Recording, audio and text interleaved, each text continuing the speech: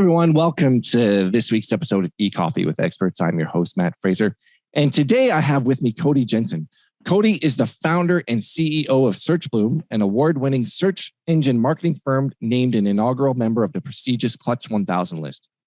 He began his career at Google, then vaulted up the ladder at some of the biggest agencies in the digital marketing industry. His ability to manufacture full funnel digital marketing strategies for businesses makes him a valuable asset to SearchBloom and her partners. His hard work and innovative spirit led him to develop proven methodologies for SEO and PPC success. Cody, thank you for being on the show. Hey, I'm glad to be here. It should be fun. Yeah. So you and I were talking about via email artificial intelligence and how to create better content in less time and how to use artificial intelligence to support your content creators. Cody, what is your opinion on the effectiveness of AI-generated content? My opinion is high of AI. All of these systems out there nowadays, they're all based on one, which is OpenAI. Yeah. And it's quite legitimate. It does a great job. With that said, out of the box, it will never do the job of a human. Is it effective in creating unique content that gets indexed and ranked by Google? Yeah. It is. But it has to be reviewed, edited by a human being. Okay. So it's not something for autopilot. It's something to be used as an assist content writers. Yeah, it's a part of the process. Often, we hear writer's block, right? AI is a big opportunity to remove that block. That's amazing.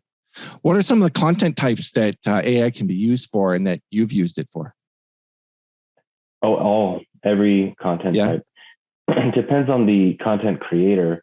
We have some on our team that swear by it and use it on every piece of content, no matter how small or big. They'll always use it, and some that don't use it.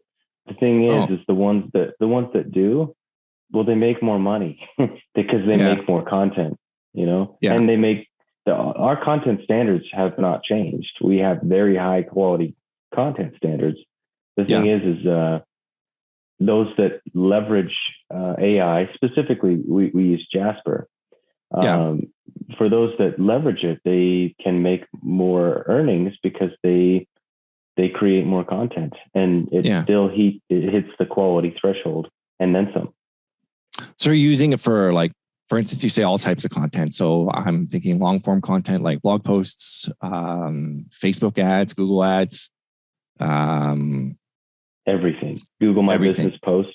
Well, Google My Business descriptions. Google Business profiles, whatever they changed the name to now. Yeah. All of that. Descriptions. Everything. Wow. Where it struggles is understanding specific lingo. So like industry lingo, things like that. It does well in certain industries and it really sucks in others. It hasn't learned enough. It is actual artificial intelligence. So it has to receive input in order to provide output.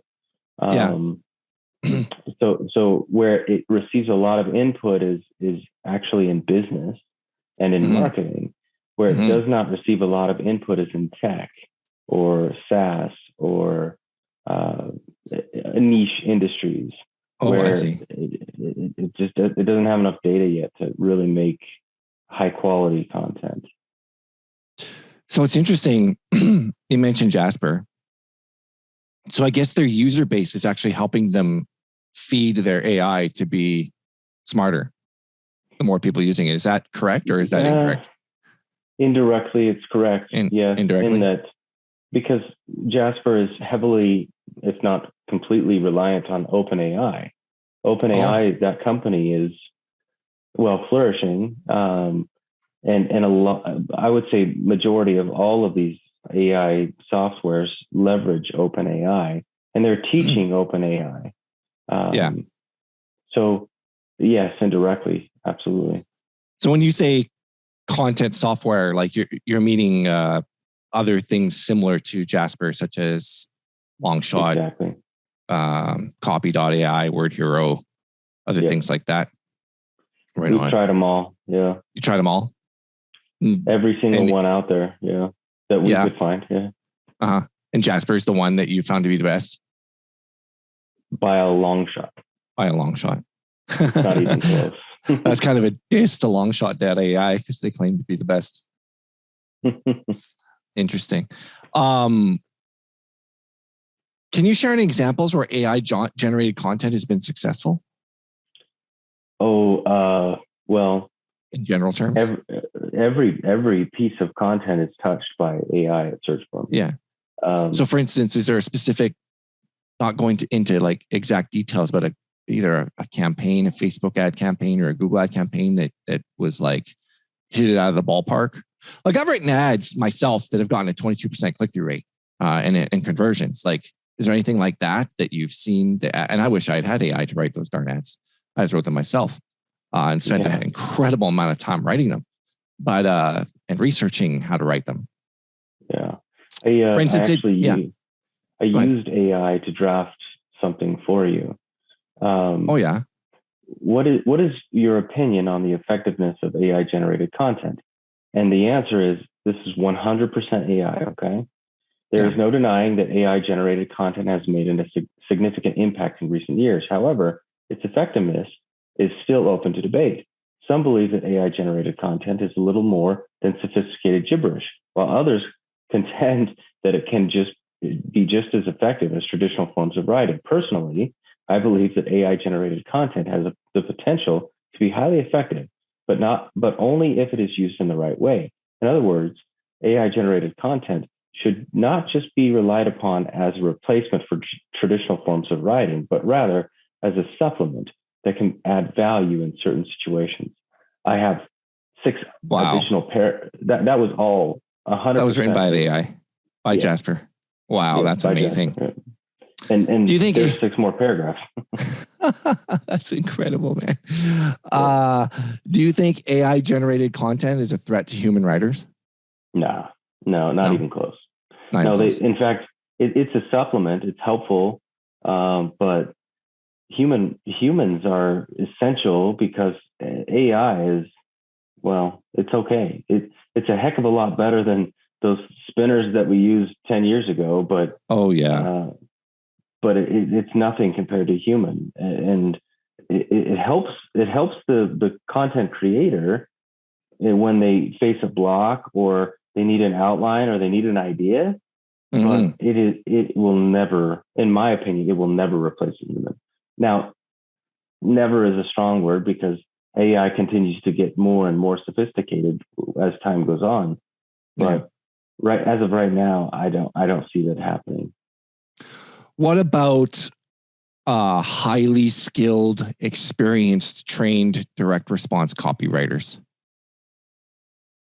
So like sales copy, it's not really good at sales copy. In fact, it really sucks at sales copy. Oh, it really sucks at sales copy. It doesn't really understand that sort of aspect. It's really good at informational. It can be okay with commercial, but certainly not sales copy. It's nowhere near what you need for sales letter. Yeah. I wonder if they will start scanning Dan Kennedy's stuff. I mean, Russell Brunson bought all Dan Kennedy's stuff, so I don't think they can do that because he owns the rights to it. But like, imagine having AI with Dan Kennedy's sales letter formula, like his book, The Ultimate Sales Letter. Well, it would be amazing, formula. Right? That would be unbelievable. It would be incredible. The thing is what often is misunderstood about AI is that it scrapes the internet. It doesn't at all. There is no. Oh, it does. Do you know how many people say that it scrapes the internet? It's absolutely incredible how many. So how do you know that though, for sure? Like I don't know anything about it, so I'm just playing devil's advocate. Like I'm ignorant when it comes to how those things. Well, I mean, I talked with the company. I talked with the owner of Jasper, and and the way that it works is it predicts the next word. That's it. It predicts the next word over and over and over and over again. It does not scrape the internet. I think in the beginnings of Jasper, for example, they did have to get, they had to scrape. Yeah, but now there is no scraping. No. Wow. Interesting. So obviously AI can, how much have you seen it speed up? You mentioned somebody or other content writers are making more money. Does AI help to speed up the process of creating high quality content? And how have you seen like twice the output, 3 times the output, 4, 10? Almost 10 times the output. Holy wow. Yeah. From some of our creators, times. it's almost 10 times the output. And the only reason is because they've documented their process. They leverage AI where it can be leveraged, and they tidy it up. That's it. They can produce 10 times the amount of content that a human can do on their own, you know. Wow. Do you disclose to clients that you're using this? Using AI to write the content? No, but I wouldn't. I mean, I'm doing it right now. Like, hey, yeah, exactly. We leverage AI, and you should be happy that we are, because we're on the forefront of something that is big, and it's going to continue to get bigger. And Absolutely. You're welcome. Exactly. Those are my thoughts. Exactly. Some people think that you should like, oh no, don't tell anybody. It's like you're cheating, or they won't even notice. I just read a paragraph, and it sounded just like a human being. So. Exactly. As long as the quality output of what they're getting is quality, it should make no difference how it is done, in my opinion. Whereas marketers, we get paid to produce results. In that. Now this may sound like no,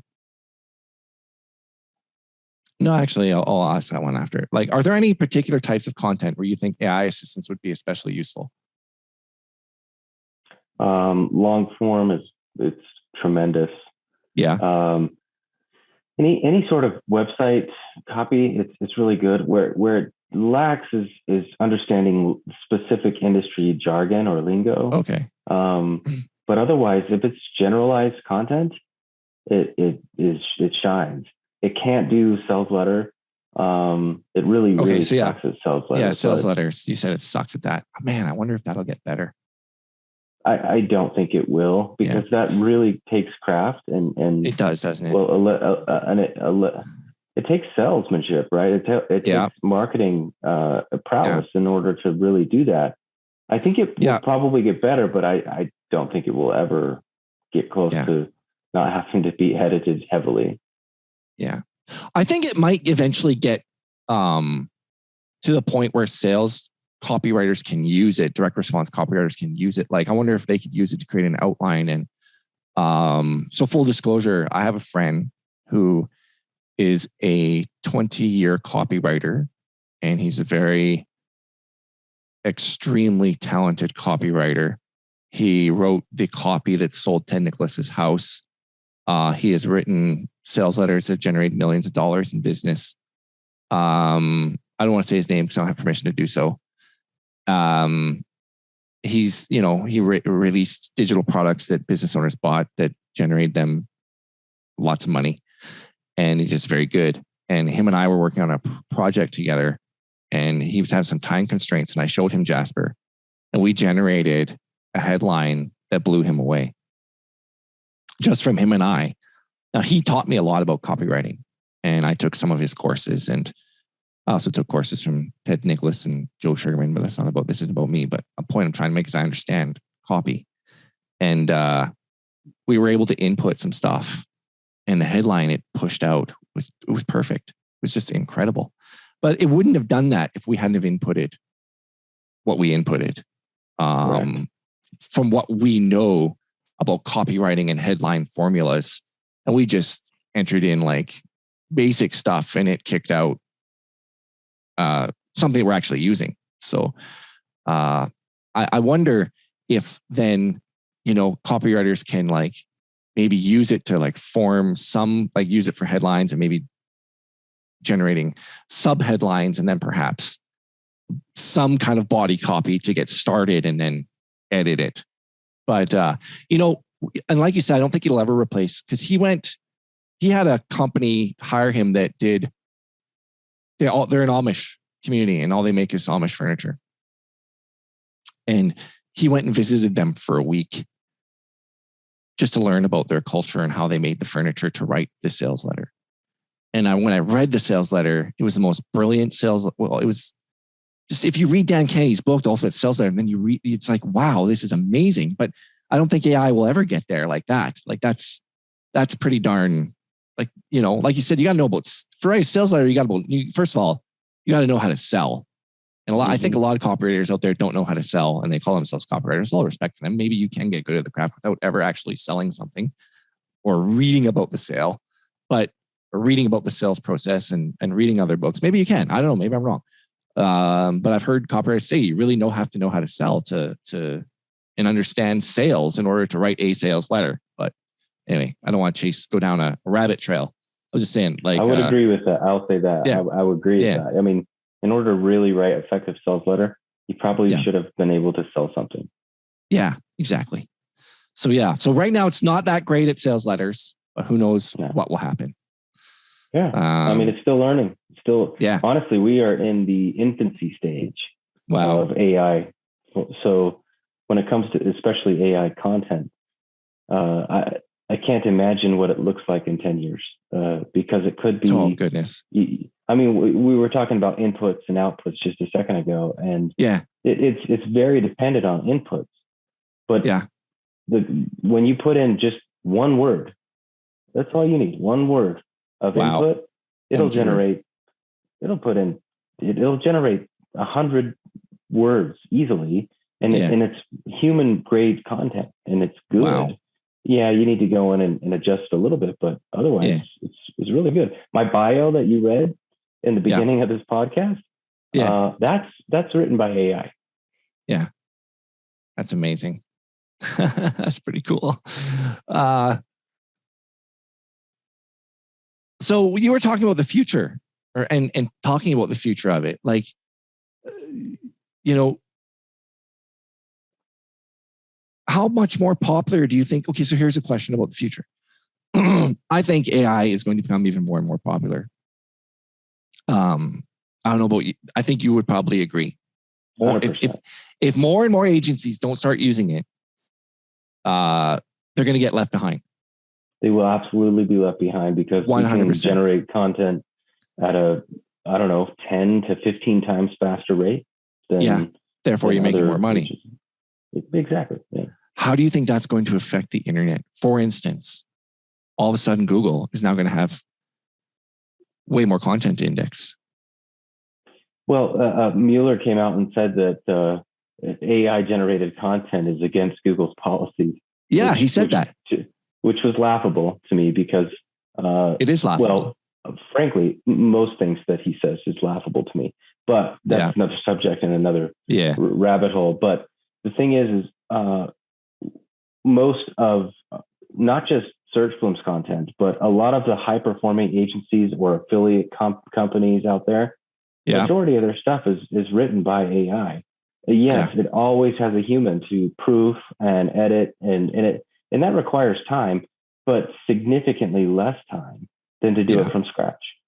And also, when you parlay that and you leverage AI-generated content with natural language processing, like a tool like Surfer, you're able to reverse engineer what you need, and it's a perfect pairing. I've seen it work time and time again with regards to keyword density and all of that stuff. Honestly, if you're not doing it, you are going to be nowhere in the future for sure. I, with all respect to one agency owner I was talking to, he is very much opposed to using AI and thinks that Google, all-knowing, all-seeing Google, will be able to tell that it's AI-generated content and you're going to get whacked. And, they'll find out eventually. I don't know how, but they're Google. They're smart. I'm like... They're really not. Yeah. It's a robot. right? So yeah. it's not people, it's a robot that is checking this, right? So, and do you think, Google's kind of hypocritical. They themselves are using artificial intelligence to a very, very, probably in this world, probably more than any other company ever. Yeah. So like, it kind of, I'm going to be frank, it pisses me off that they come out with that stance. Why not instead That's why I take Mueller's comments with a grain of salt, because I know what he can and cannot say, and I don't have any hard feelings towards the guy. I know that he's in a difficult spot, but when push comes to shove, they say one thing, and it's just not truthful. It's just not. Period. Yeah. Cody, do you see any potential problems with using AI in content creation? Oh yeah, there's tons. There's so many problems. You mentioned headlines for some sales letter. Yeah. It doesn't. From my point of view, and I use the tools a lot. Yeah.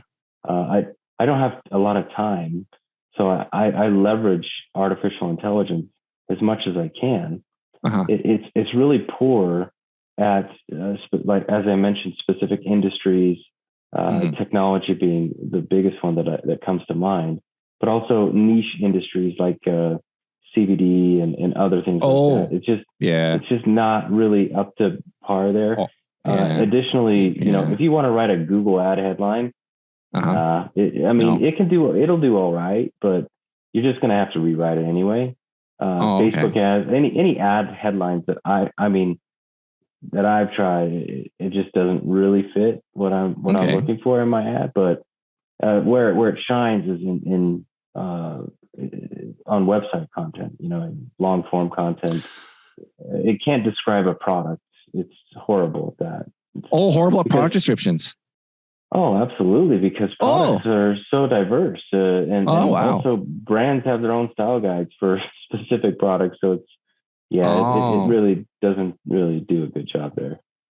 So have you had success then, or no success with the AIDA formula, the attention, interest, desire, action? There's a template in there for Jasper. There is a template, and it's a great template, and it works great, but not for specific products or services. Okay. It's just, it'll kick out something that you can then manipulate and work, but and you can use that formula as a template so that you have that, but otherwise, it's not there yet. And I think in 5 years, if we had the same conversation, it would be totally different. But right now, it's just not there. You had mentioned a couple of tools. Obviously, Jasper, I've mentioned a couple of them, but what are some, you said you've tried them all. What are some of the best AI tools that you found for content creation? So I know you like Jasper and Surfer. Are there any others that you can talk about that you've tested and they just haven't done anything, I guess, or haven't been as good or successful? Because this would be like a tip for the rest of us who haven't. I guess you're saving us all some time and money if you could share. Yeah, well, I tested them all. And overarching, it wasn't even close to what Jasper and Surfer can put out. Yeah. So, I don't. What are some of the things what are some of the things the other things couldn't do that were their deficiencies? They were unreliable, really. Yeah. On the whole, they were just very, very unreliable with the output. Regardless of inputs, if I put an input into Jasper and we compare that to another AI software, the outputs are just they're totally different. Yeah, night and day for sure. Night and day difference. So in other words, these other companies, what do they need to do to catch up to Jasper? What is Jasper doing that's so effective? Time. They need more time. Yeah. And will capital investment help these other? So Jasper jumped in ahead of the curve. It certainly could help by virtue of raising user base, which would provide more inputs. But overarching, they need more time. Money buys time, actually, and buys scale too. Yeah. So yes, capital could certainly do that, but Jasper isn't a company that that really focused on huge capital investments. They just focused and they got in early. So they have a huge share of the SEO market. Yeah. So they get a lot of input. And the other companies, they're not even close. It's like Google versus Bing. Okay, cool. Yeah. I mean, you have 8% of the market share, whereas Big Jasper and or Google have, 85, 90%, Do you think it's going to make it harder for SEOs then, more competitive to rank because people are churning out so much good content? Yes. Wow. I know it. It's already happening. It's already happening. And a lot of it has to do not just with ranking in general. Let's say I have a money page or a target page that I want to rank. Yeah. Well, there's something called topical authority. And let's say I have a pet website and I sell pets. You have to be the topical authority on that subject matter. And Google takes that into their ranking algorithm. So you have to generate a lot of content about all kinds of pets and everything to do with pets, their food, everything, right? In order to catch up. Yeah. And you have to have topical authority to really move the needle. You have to answer every question about that subject matter. And that is where scale and AI can support you. If you're not doing that, back in the day, I mean, you could take a one-page website and you could rank it really, really simply with backlinks, right? Mm-hmm. But nowadays, it's not just backlinks. In fact, this latest core algorithm update here in May, I think it was a hardening update on the fact that they don't have to rely so much on backlinks. In fact, Nathan Gotch came out yesterday with a video suggests that actually compared Yep, the Ahrefs search engine, against Google. And Yep is again, 20 years behind Google. And so they have to rely so much more on backlinks. And Google, they don't have to rely so much on backlinks or PageRank. They're relying on so many other things. So I don't know. Shout out to Nathan Gotch. I had him on the show. He's an awesome guy. Great guy. I don't know why. Why? I don't even know why Ahrefs even bothered. Why? Well, they're trying to disrupt. They're trying to disrupt a giant. Yeah. They are. If Microsoft can't do it, what makes Ahrefs think they can? If they take 1% of market, that's a win. If they take 0.5% of market, that's a huge, huge win. Sure. Thing is their model is completely different than Google's. They compensate creators versus Google. They basically just rip you off and make money off of you. And that's true. This is coming from a guy that makes money off of Google, right? So I love Google. I work for Google. Thing is I also have a love-hate relationship with them for sure. Yeah. And I will go on record saying that I hate Google and also love them at the same time. Because I do too. They're very, as you mentioned, very hypocritical. They don't share anything. And at the end of the day, you're leveraging them against themselves to figure out what to do. It's fun. It's a fun game. And I love kicking Google's ass, frankly. I really, really do. Yeah. That's awesome. Yeah. I switched from iOS to Android about 6 years ago after being with Apple for 8. And there were multiple reasons. The ecosystem, I had all of Apple's apps, native apps, in a folder called Do Not Use, replaced with Google apps. And I was like, what am I doing? I don't use anything. Why? And I was waiting for Apple to come out with a smart speaker, affordable one. Yeah. Nope. No. And they come up with this glorious $400 smart speaker that everybody's oohing and awing over that's now been discontinued. So anyway, but the point being is I'm heavily involved in Google's integrated into Google's ecosystem. And I love it. I love my Pixel phone. I love my Google Home Mini. I love my Android TV. But I have this love-hate relationship with them because of things they say and do, and they're hypocrites. it kind of pisses me off. But that's another subject that we, I don't know if we have derailed. Yeah. I don't know if this is if we've answered this already, but is there any potential for misuse of artificial intelligence when it comes to content creation? Absolutely. People think that AI will just allow them to scale a website or a business or whatever without any work. They're just like, I'm going to plug in these words and then publish the content. If you do that, that's where Mueller's comments come in at 100%, right? Like it is required for a human to review the content, edit the content, make citations. If you just, if you do it that way, you're misusing it and it won't work. It won't work at all, actually. Okay. So that's how to misuse it. To just generate content without reviewing it, having a human review it and edit it and change it and so on and so forth. Yeah. I mean, it's just like people throw out content on their websites all the time just for the sake of hitting a deadline or KPI or OKR, whatever. And you have to have a rationale, a reason to really generate content. And if you're just doing it for the sake of hitting numbers, then no, it's not really going to work. So it's probably the same thing as a human putting out crappy content as the AI and just so crappy content is crappy content. If you're going to put out crappy content using AI, that's what he's talking about. Like you're putting out crappy content. It's just 100% AI, not based on anything else. And you're just trying to flood the search engine and the keywords and all that, the SEO with content to try and splatter it everywhere and get ranked.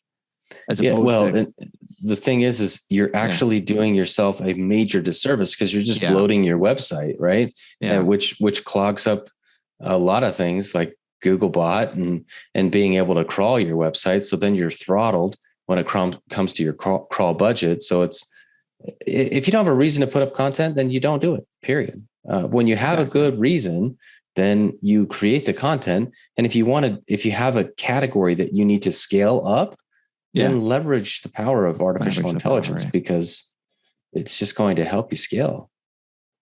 So should marketing agencies disclose, I know, to clients that are using AI to assist with content creation?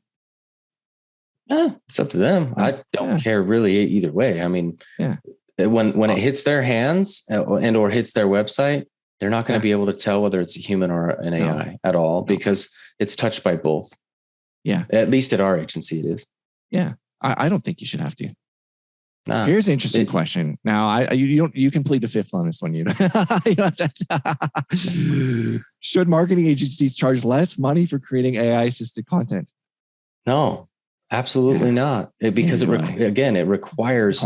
We have a really drawn out process for content where sure we leverage AI throughout the process, but there's the staging of the content. There's the production of the content. There's the outline of the content. Then there's the editing of the content. Then there's the manager review of the content.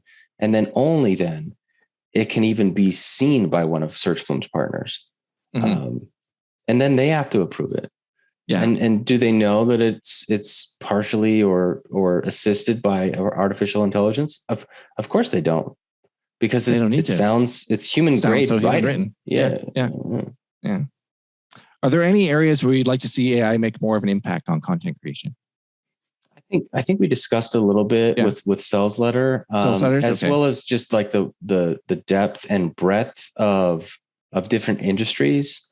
Like for example, you log on to ESPN and you look at like the snippet of text between these NBA finals that are coming up, and they're telling you, hey, this team is favored. And they're trying to come back from a recent loss or whatever the subject matter might be. That is 100% AI generated. Oh, wow.